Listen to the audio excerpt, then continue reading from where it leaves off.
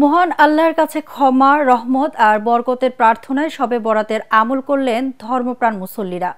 রাতভর মসজিদে মসজিদে চলে ইবাদত বন্দেগি। নিজের ও দেশের মঙ্গলের জন্য দোয়া করেন তারা। মাহবুব কবির চপলের আরেকটি রিপোর্ট।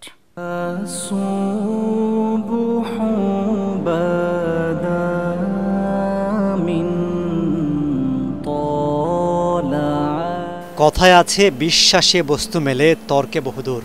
মহান আল্লাহর নৈকট্য লাভের বিশ্বাসে ইবাদত বন্দেগিতে মশগুল মুসল্লিরা।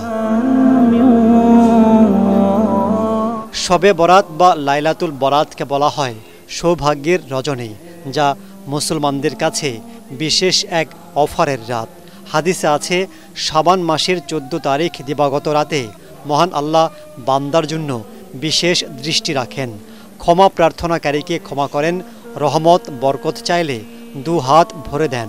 তবে মুনাফিক ও মুশরিকদের জন্য অনুকম্পা করেন না সৃষ্টিকর্তা। আল্লাহর রাস্তায় আসতেছি, যেমন আমরা ছবি তুলতেছি, অনেকে এমন ছবির মাধ্যমে অনেকে উৎসাহিত পাবে যে ওই বন্ধুর কাছে আমরাও যাই। এবারে বন্দি করে আল্লাহ তাআলার কাছে ক্ষমা প্রার্থনা করা, গুনাহ মাফ চাওয়া। অনেক ক্লাম্প দোয়া হয়েছে, আমাদের লেগে দোয়া করছে, আমরাও সবাই তাদের জন্য দোয়া করছি। ইনশাআল্লাহ অনেক খুশি হয়েছি ইনশাআল্লাহ। রাতভর মসজিদে মসজিদে নফল ইবাদত করেন মুসল্লিরা। নিজের ও দেশের জন্য প্রার্থনা করেন তারা। তবে ফরজ পালন না করে কিংবা আল্লাহর বিধান না মেনে শুধু পাবার আশায় শবে বরাতের ইবাদত করলে লাভ হবে না বলে জানান আলেমরা। কেউ যদি 5 ওয়াক্ত নামাজ না পড়ে শুধু এই রাত্রে বরকতের আশায় সারা রাত জাগ না থাকলো, তাহলে তার কোনোই লাভ হইল না।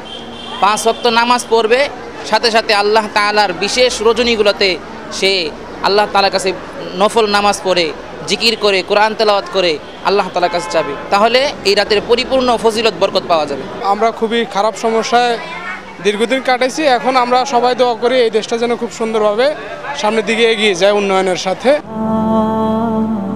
পবিত্র শবে বরাত মুসলমানদের কাছে রমজানের আগমনে বার্তা নিয়ে আসে। এখান থেকেই রোজার প্রস্তুতি শুরু হয়ে যায়। অন্যায় কাজ থেকে মানুষকে বিরত রাখার তারা জায়গায় যা মানুষকে হেদায়েতের পথে আনে বলে মনে করছেন মুসল্লিরা।